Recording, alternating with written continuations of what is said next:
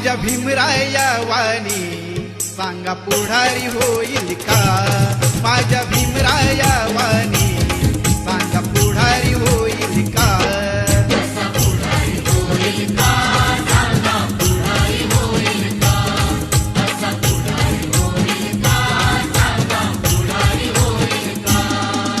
सुज्ञानाचा निर्मळ जरा भीमासारखा माणूस खरा जन्मा येईल का? माझ्या भीमराया वाणी सांगा पुढारी होईल